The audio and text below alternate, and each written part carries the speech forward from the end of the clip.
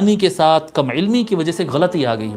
اہل السنہ والجماعہ کیا ہے؟ یہ اصل مسلمان ہے صاحب۔ اہل السنہ والجماعہ اصل مسلمان وہ کون ہے، کیسے ہے جی؟ کس کو کہتے ہیں اہل السنہ والجماعہ؟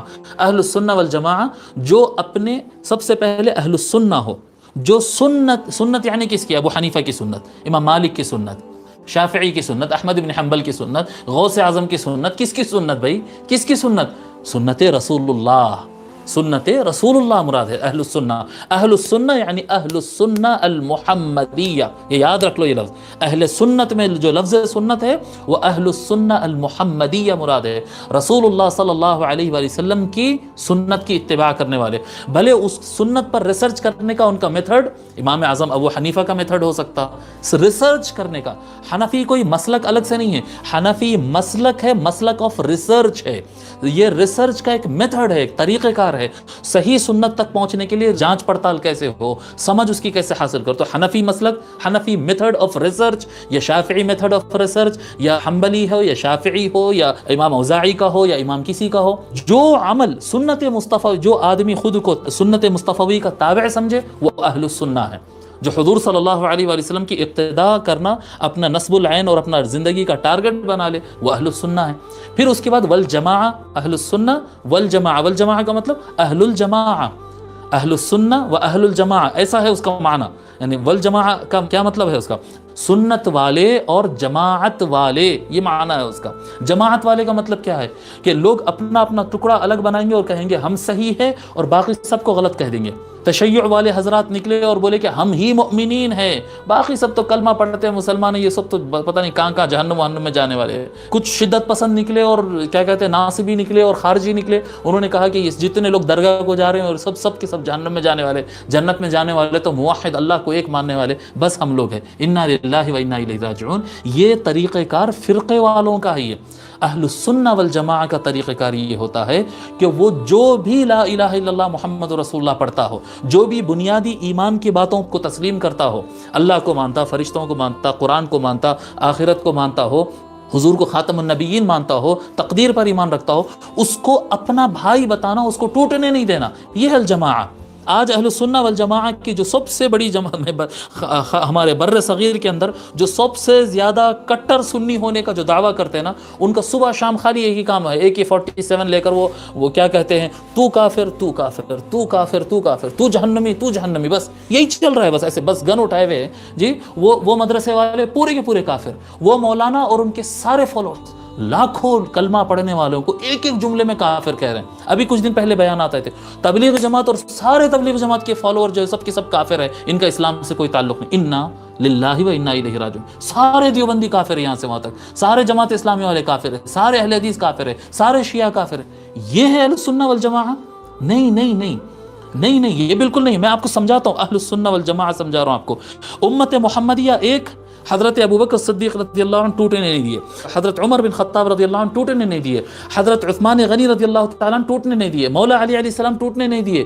کسی نے توڑ دیا؟ مولا علی علیہ السلام کے زمانے میں توڑ کر امت کو دو دھڑوں میں معاویہ بن ابی سفیان نے بانٹ دیا تھا، دو دھڑوں میں بانٹ دیا تھا۔ مولا علی علیہ السلام فل سٹرگل کیے ہیں، کمپلیٹ سٹرگل کیے ہیں جوڑنے کے واسطے۔ ادھر انہوں نے توڑ دیا، ادھر اہل نہروان نے، نواسب نے ادھر سے توڑ دیا، خوارج نے، خارجیوں نے توڑ دیا، ادھر شامیوں نے توڑ دیا، امت مسلمہ کو توڑ دیا۔ نہروان کا فتنہ تو مولا علی علیہ السلام ختم کر دیے، لیکن صفین کا ختم نہیں ہو پایا اور مولا علی علیہ السلام شہید ہو گئے، اور سیدنا امام حسن علیہ السلام کیا کرے؟ پھر جوڑ دیے۔ سیدنا امام حسن علیہ السلام، دیکھیے لوگ توڑنے پہ محنت کرتے ہیں اور اہل بیت عمل کر کے بتائے، بھلے اختلاف کسی شدت لیول پر جائے، لیکن لا الہ الا اللہ والے دو دھڑوں میں نہ بٹے، دو دھڑوں میں نہ بٹے، وہ الگ الگ رخ پر نہ جائے، جوڑنے کا کام کرنا، قریب کرنا، وہ سارے راستے تلاش کرنا۔ مسلم یونٹی، مسلم امت، لا الہ الا اللہ پڑھنے والوں کو، قبلے کی طرف منہ کر کے نماز پڑھنے والوں کو کافر سمجھ رہے ہیں لوگ اور پڑھ رہے ہیں قرآن، کیا فائدہ کرے گا قرآن تمہارا؟ جو لوگ مسلمانوں کو کافر سمجھ رہے ہیں، اپنے بھائیوں کے مسجد میں آ کے نماز پڑھنے پر مساجد دھو رہے ہیں، ایک دوسرے پر لاٹھیاں لے کر مسجد کے قبضوں کے لیے سراں پھوڑ رہے ہیں ایک دوسرے کے، پولیس کیسز ہو رہے ہیں، پولیس اسٹیشن کے اندر بیٹھے ہوئے ہیں، لڑ جھگڑ کر، مناظرے کر کر، گاؤں کے گاؤں فساد کر کے، کسی سے ہاتھ ملانے یا کسی کے پیچھے نماز پڑھ لینے سے ان کے تجدید نکاح اور تجدید ایمان کروا رہے ہیں، ان سے پھر سے کلمہ پڑھا رہے ہیں ان کو، کیا بولے تو آپ ان کے پیچھے نماز پڑھ لیے۔ انا للہ و انا الیہ راجعون۔ یہ فتنوں میں پڑھ کر اب اپنے آپ کو اہل السنہ والجماعہ کہیں گے؟ نہیں، الجماعہ امت مسلمہ کو ایک پلیٹ فارم پہ لانے والوں کا نام ہے، جوڑنے کی محنت کرنے والوں کے نام۔ میں آپ کو ایک بنیادی طور پر بتا رہا ہوں، شیعوں کے پاس جتنا فقہ جعفری ہے، جتنا فقہ جعفری، میں بہت ذمہ داری سے کہہ رہا ہوں، یہ جتنا غیر مقلدین کا ظاہری فقہ ہے، ظاہری فقہ جا کر سارا کا سارا داؤد ظاہری پر رکتا ہے۔ داؤد ظاہری امام احمد بن حنبل رحمۃ اللہ علیہ کے زمانے کے۔ شیعوں کا جو فقہ ہے جس کو وہ فقہ جعفری کہتے ہیں، فقہ جعفری جا کر امام جعفر صادق علیہ السلام پر رکتا ہے۔ یمن کے جو حوثی لوگ ہوتے ہیں اور وہ غیر حوثی ہے، وہاں پر یمن کی ایک بڑی تعداد، آپ کہہ سکتے ہیں more than 50%، آئی تھنک میرا اندازہ ہے 50% سے زیادہ جو لوگ ہیں وہ زیدی ہے۔ زیدی لوگ کا فقہ جو جا کر امام محمد الباقر کے بھائی امام زید بن علی پر رکتا ہے۔ ان میں سے کون سے کمزور آدمی ہے بتائیے؟ ان میں سے کون سا آدمی کمزور ہے؟ نہیں، یہ سب کے سب جا کر ایک جگہ جوڑ رہے ہیں۔ ہم کو جو چیز ڈیوائیڈ کی ہے نا اس امت کو، وہ چیز ہے بدتمیزی اور گستاخی، کہ کوئی فرقے کا آدمی کسی اور کے شان میں جب بدتمیزی کرتا، اگر کوئی شیعہ بھائی اگر جعفری فقہ پر عمل کرتا ہے اور وہ ہاتھ اٹھا کر تکبیرات کرتا ہے، یا جمع بین الصلاۃ کرتا ہے، یا ایک ٹھیکری رکھ کر اس کے اوپر سجدہ کرتا، سادہ زمین پہ سجدہ نہیں کرتا، تو کیا ٹھیکری رکھ کر نماز پڑھنے کی روایت نہیں ہے کتابوں کے اندر؟ اہل السنہ والجماعہ کی کتابوں میں مٹی پر سجدہ کرنے کی روایت نہیں ہے، جمع بین الصلاۃ کرنے کی روایت نہیں ہے، دو نمازیں اکٹھا پڑھنا، مغرب اور عشاء ایک ساتھ پڑھنے کی روایت، یا ظہر عصر ایک ساتھ پڑھنے کی روایت اہل السنہ کی کتابوں میں نہیں ہے۔ سبھی موجود ہے، جتنا آپ فقہ جعفری کہیں گے سارا کا سارا فقہ جعفری اہل السنہ والجماعہ کی کتابوں میں موجود ہے۔ جتنا فقہ ظاہری کہیں گے یا آپ اہل حدیثوں کا آپ فقہ کہیں گے، جتنا ظاہری فقہ کہیں گے سارا اہل السنہ والجماعہ کی کتابوں میں موجود ہے۔ جتنا آپ زیدی فقہ کہیں گے سارا اس کے اندر موجود ہے۔ میں آپ کو بڑی ذمہ داری سے بتا رہا ہوں، آپ ان تمام چیزوں کے ساتھ ان کو اپنا مسلمان بھائی بنا کر ان کے ساتھ رہ سکتے ہیں۔ ڈویژن جو آیا ہے وہ جسٹ گستاخی کی وجہ سے آیا ہے، کہ جو حضرات صحابہ کرام رضی اللہ عنہم کو برا بھلا کہتے ہیں وہ ہم میں سے نہیں ہو سکتے، نہیں یہ نہیں ہو سکتا، اس پہ ہم کمپرمائز نہیں کر سکتے۔ جو حضرات اہل بیت کے خلاف بولے ہم ان کے ساتھ کمپرمائز نہیں کر سکتے۔ جو آقا علیہ وآلہ الصلوۃ والسلام کے ساتھ گستاخی کرے ہم اس کے ساتھ کمپرمائز نہیں کر سکتے۔ لیکن اگر وہ انہی کے فقہ پر رہے، اگر وہ انہی کے مسلک پر رہے اور گستاخی کو اگر چھوڑ دیے تو وہ ہمارا بھائی ہے، اس کو گلے سے لگانا چاہیے۔ وہ ہمارا بھائی ہے، وہ ہمارا مسلمان بھائی ہے، فقہ اس کا الگ ہوگا۔ میں ہاتھ ایسا باندھ کے پڑھتا ہوں، وہ اللہ اکبر بول کر ہاتھ اٹھاتا ہوگا۔ میں آمین آہستہ کہتا ہوں، وہ زور سے کہتا ہوگا۔ میں پیر قریب رکھتا ہوں، وہ پیر دور رکھتا ہوگا۔ میں حنفی لکھتا ہوں، وہ جعفری لکھتا ہوگا، وہ ظاہری لکھتا ہوگا، وہ غیر مقلد لکھتا ہوگا، وہ محمدی لکھتا ہوگا، وہ زیدی لکھتا ہوگا۔ اگر اس کے اندر گستاخی نہیں ہے تو یاد رکھ لو، اہل السنہ والجماعہ ہونے کے اعتبار سے آپ پر فرض ہے یہ کہ آپ اس کو اپنا بھائی مانیں، اور وہ آپ کا بھائی ہے، مسلمان بھائی ہے۔ اسی کو کہتے ہیں الجماعہ۔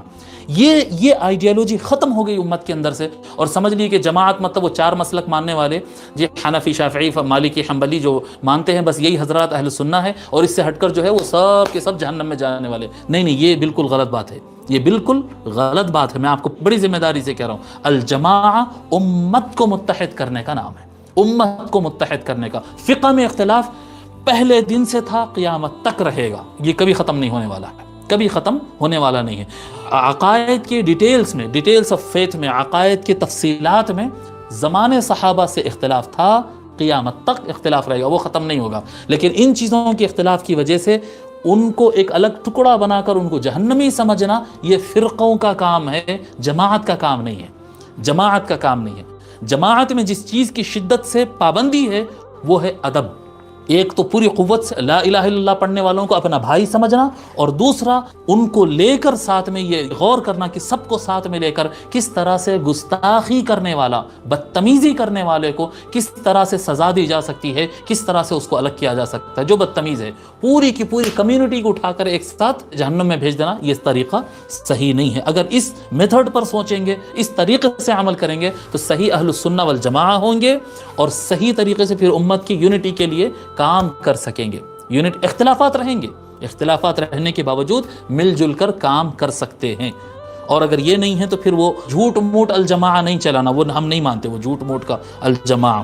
ہر گروہ اپنے آپ کو الجماعہ کہہ لے کے بیٹھ جائے اور گروہ پہ پورے پکے رہیں، سب کو کافر سمجھتے ہوئے صرف اپنے آپ کو مسلمان سمجھ کے بیٹھے ہوئے، اور کہے ہم الجماعہ، نہیں، اس کو جماعہ نہیں، اسی کو فرقہ کہتے ہیں۔ فرقوں کا شیوا ہے یہ، فرقوں کا طریقہ ہے کہ وہ اپنے علاوہ دوسرے کو جہنمی اور کافر سمجھتے ہیں۔